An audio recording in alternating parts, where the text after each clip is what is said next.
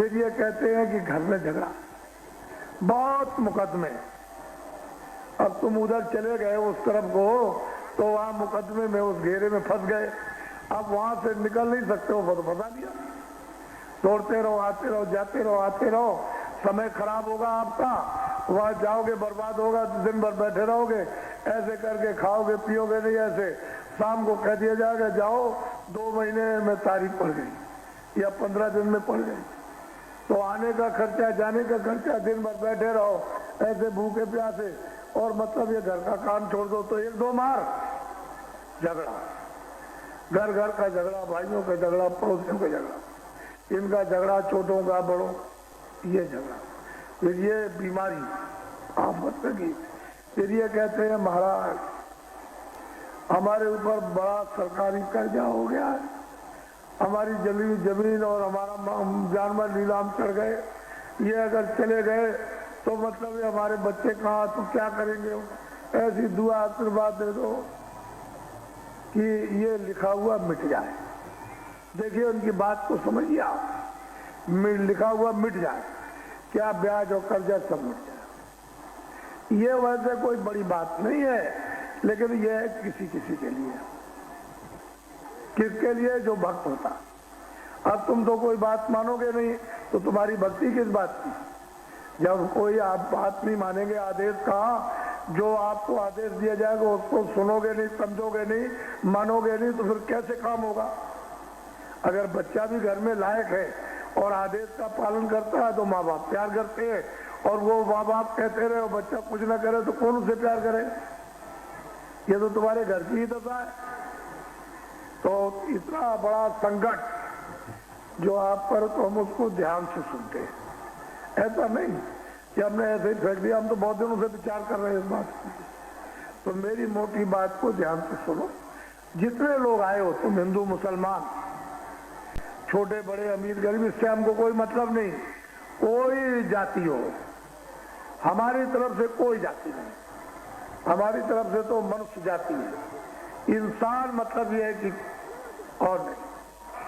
अगर कहीं धोबी की दुकान शहर में लगा ले और कपड़े धोए, तो उसको कोई नहीं कहेगा चले जाओ धोबी के पास, वो बैठा हुआ उस चौराहे पर।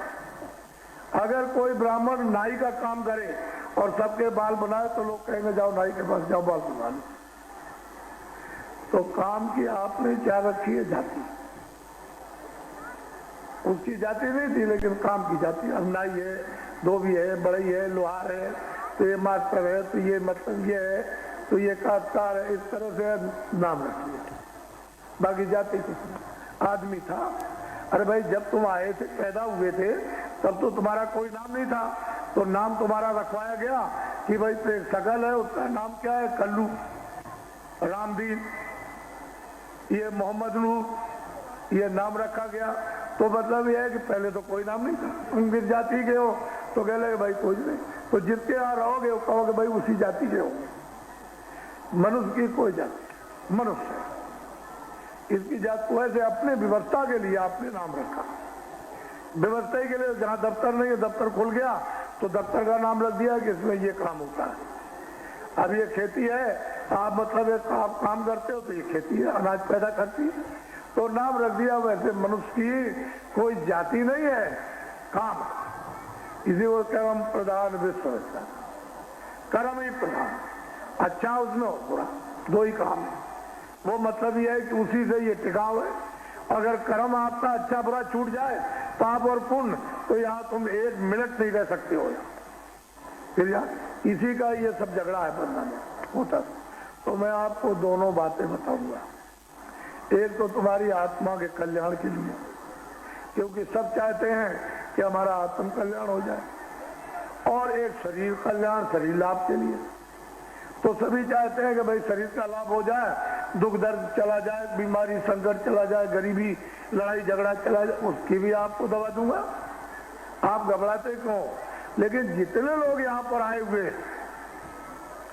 1 पैसे 2 पैसे 4 पैसे आने दो आने, तुम्हारी बीमारी में, तुम्हारे इसमें, तुम्हारी गरीबी में, तुम्हारे बच्चों को इनमें उनमें जितनी भी तुम्हारी तकलीफ होगी, उसमें 1 पैसे से 2 आने तक फायदा होगा। आप क्यों घबराते हो? हम तो फायदा करने के लिए आए, नुकसान नहीं करते। अब तुम वो अगर कुछ दिया जाए और तुमको लेने नहीं आता है तो दे दिया तो ऐसे फेंक दोगे, और क्या करो? जब उसका मूल्य नहीं मालूम है आपको तो आप क्या करोगे? ऐसे लिया फेंक दिया तो लेने ही नहीं आता। अगर महात्मा कुछ दुआ दे, कुछ आशीर्वाद दे, कुछ दया करे, कुछ कृपा करे, कुछ मेहरबानी करे तो आपको लेने नहीं आता, बस हो गया काम। तो ये भारत ये ऋषियों मुनियों महात्माओं का देश था।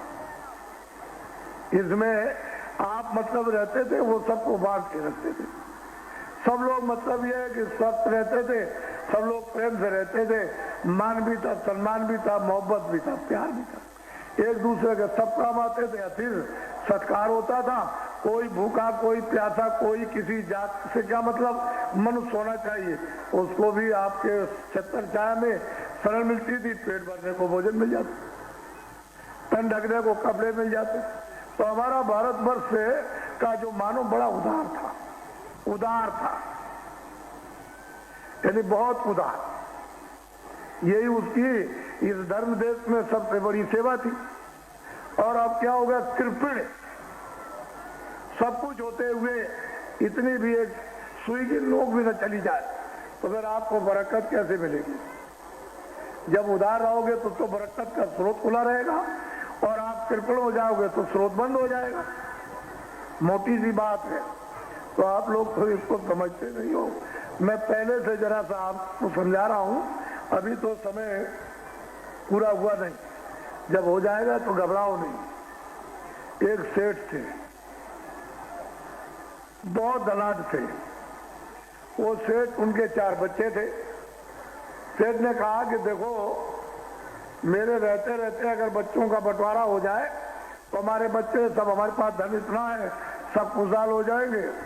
तो उन्होंने बच्चों की मां से कहा कि देख, अगर मैं कहीं चला जाऊं, यहाँ संसार में न रहूं, तो इतना इतना धन इनको और ये मकान इनको दे देना और बांट देना। कह लगे थे तो कुछ तो सेठ जी ने दे दिया, और जो बाकी रह गया, जब उनका शरीर छूट गया तो बच्चों की मां रह गई, तो उसने उनको बांट दिया और बस शादी कर दी, सब लोग आराम से रहने लगे। ये उनको मालूम था कि माँ के पास बहुत धन है। तो बच्चे आपस में बैठ के ये सोचने लगे कि भाई ये धन के जो इसके पास है कैसे मिले। अब इतना धन उनके पास है, किसी तरह की उनकी बहुओं को और उनको कोई तकलीफ नहीं है, लेकिन फिर भी मतलब यह है कि वो ये सोचते हैं कि माँ के पास से कैसे निकले आए। तो सोचने लगे, सोचते सोचते सब लोगों ने ये विचार किया कि मर जाती तो अच्छा, मर जाती। अब क्या करें? अब जोशियों के पास गए, जोशियों ने कहा अगले साल में मर जाएगी। तो उन्होंने कहा अच्छा चलो कोई बात नहीं, अगले साल में मर जाएगी तो जो कुछ इसके पास रखा हम लोग आपस में बांट लेंगे। अब वो अगले साल भी नहीं मरी। 2 साल हो गए, 4 साल हो गए, 10 साल वो मरी नहीं। और रात दिन मनाया करे। तो उन्होंने सोचा अब क्या किया जाए। तो बुढ़िया जो है बेचारी, उनकी माँ बीमार हो गई, तो थोड़ा सा ऐसे मतलब है बीमार हो गई, पड़ी जैसे बेहोश की है। तो लड़कों ने कहा कि ये मौका तो सबसे अच्छा, इससे मौका और बढ़िया हमको क्या मिल सकता है, जल्दी गांव में ढंढोरा पीटो कि हमारी माँ खत्म हो गई। फौरन गए, दुकान से कपड़ा ले आए और बांस ले आए, कपड़ा ले आकर और धीरे से बुढ़िया को बांस पर रख दिया और ढंढोरा पीट दिया कि बुढ़िया मर गई। बस गांव के लोग बड़े आदमी थे, धनी मानी थे, वो तो सेवा करते ही थे, तो सब लोग इकट्ठे हो गए और सब। तो उन्होंने कहा देखो भाई, जब हम उठाएंगे इस बुढ़िया को तो तुम लोग एक साथ बोलना, आगे पीछे नहीं। तो जब उन्होंने उठाया उसको, टिकटी को, उसकी लाश को, तो उन्होंने कहा कि राम नाम सत्य है, सत्य बोलो मुक्त है। तो वो राम नाम सत्य बोले, वो कहे सत्य बोलो मुक्त है। ये जैसे ही उठाया तैसे ही बुढ़िया ने आवाज दी कि अरे लड़कों, मैं तो जिंदा हूं, तुम ये क्या कर रहे मेरे साथ। तो लड़के कहते जो बुढ़िया कहे तो सत्य है और राम नाम सत्य है। जो बुढ़िया कहे तो सच है और राम नाम सत्य है। जो बुढ़िया कहे तो सच है और राम नाम सत्य है। जो बुढ़िया कहे तो सच है और राम नाम सत्य है, और सबको बुलवा करके और ले चले। बोलते जा, बुढ़िया की आवाज तो किसी को सुनाई नहीं दी गई, वो तो लड़कों ने जान लिया कि बुढ़िया जिंदा हो गई और वहां चिता पहले करवा दी, और सब बोलते रहे कि जो बुढ़िया कहे, बुढ़िया तू सच कहती है कि मैं जिंदा हूं, मैं अभी मरी नहीं, लेकिन मेरे साथ ये क्या, जो बुढ़िया कहे तो सच है, लेकिन अब तो राम नाम सत्य है। बंदे जा करके शोर बचाकर और अपनी माँ को, बुढ़िया को चिता पर रख के जला दिया। जिसके पेट से पैदा हुआ है उसके साथ तूने पैसे के लिए, यानी कृपण, इससे बड़ा और कृपण क्या हो सकता है कि अपनी माँ की उसने किस तरह से हत्या कर डाली। तो ऐसे लोग क्या कभी सुखी हो सकते? क्या आराम उनको मिल सकता है? क्या निरोग? तो यही बात मोटी थी। तो आप लोग बड़ी तकलीफ में हो, हम जानते हैं, हमको मालूम है, और हमने बहुत दूर तक गंभीरता से सोचा कि हमारी जितनी भारत में आबादी है, वैसे हमने तो अपना हिसाब लगा लिया कि 2 अरब की आबादी है भारत की, 2 अरब, यानी 100 करोड़ का 1 अरब, 200 करोड़ की भारत की आबादी है, सब शहरों और गांवों की, पूरे भारत। उसमें कितने भूमि हैं? 80%। ये भूमि किसको कहते हैं? जो खेती में अनाज पैदा कर, उनका नाम भूमि है। तो जो बड़ी संख्या है वो तो भारत में भूमि की है। पहले शुद्ध नाम भूमि था, पहले दूसरा कोई नाम नहीं था, भूमि नाम शुद्ध था, और वो सबके लिए था, कोई भी हो जो भूमि जोत करके अनाज पैदा करता है भूमि। तो ये मतलब ये शुद्ध नाम। इतनी बड़ी संख्या आपकी भारत में कि आबादी की 80% तो तुम तितर बितर 3 के 13 इधर उधर उधर उधर इधर उधर भग गए। तुम अगर एक जगह पर बैठ गए होते और तुमने कुछ अपना निश्चय और निर्णय कर लिया होता और बुद्धि का उपयोग किया होता कि हमको तो इतना बड़ा अधिकार मिला कि हम सब कुछ कर सकते हैं, तो तितर बितर। अरे लोभी आदमी, तुमको मालूम है लोभ जो होता है वो सब व्याधियों का मूल है। तो तुम उस लोभ में फंस गए, इधर से मिल जाएगा, इधर से मिल जाएगा, घर का भी कमा दिया, अब मारे मारे फिरते हो, कहीं कोई तुमको पूछने वाला नहीं है।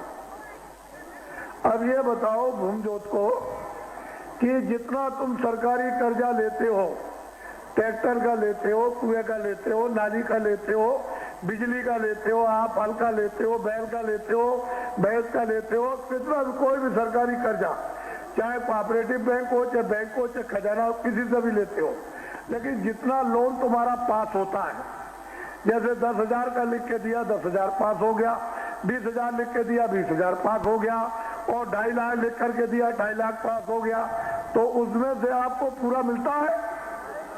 बोलो, पूरा मिलता है? नहीं मिलता है। मुझे एक आदमी भी इसमें से खड़े होके बता दे कि मुझे पूरा मिला है? कोई हमारे भूमि जोतकों में से एक भी आदमी जो ये खड़े होके बता सकता मुझको पूरा मिला?